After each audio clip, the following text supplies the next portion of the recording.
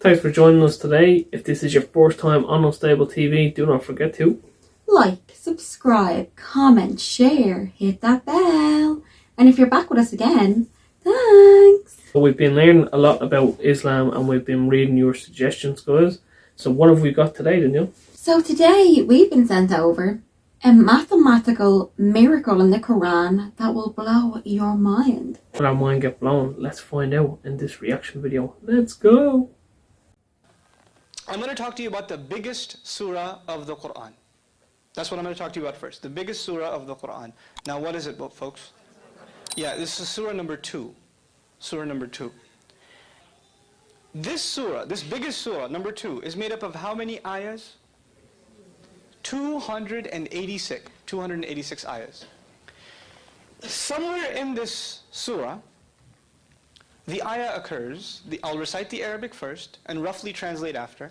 وَكَذَلِكَ جَعَلْنَاكُمْ أُمَّةً وَسَطًا.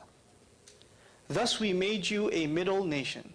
One of the utterances in this surah that's found in here is thus we made you a middle nation. Now what's the Arabic word for middle? Wasat.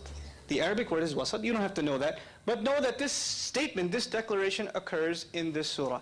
This surah, was it written or was it delivered in the form of speech? Speech. And also, as a historical comment, it wasn't delivered at once. It took almost 10 years to be revealed. So this one surah was coming piecemeal.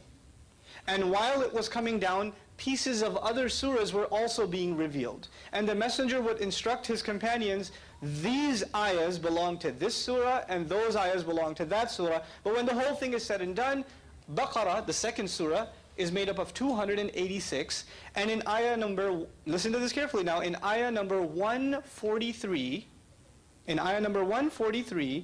the Lord says, we made you a middle nation. How many ayahs in this surah again? 286. And where does he call us a middle nation?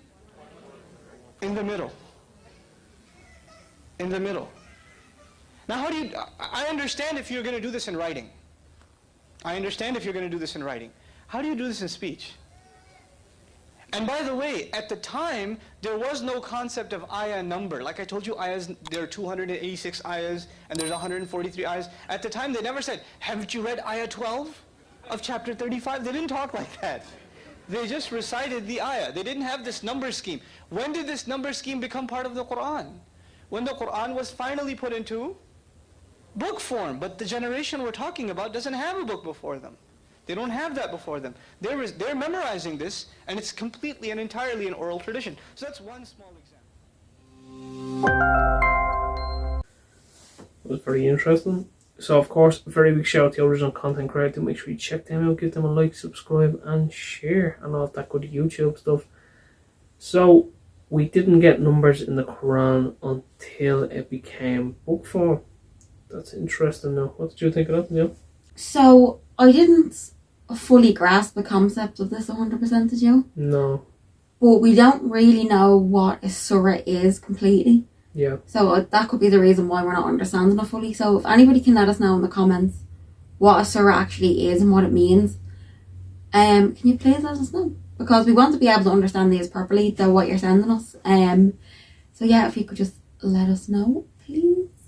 Was the mathematical miracle, oh my god, that is a tongue twister, in this, that he was saying it's a middle nation, but it was also in the middle of the numbers. Was that what it was? Or did I miss something there? Yeah, that's what it sounded like. Yeah. So anyway, that has been our 2 cents, and we will chop ourselves out of this.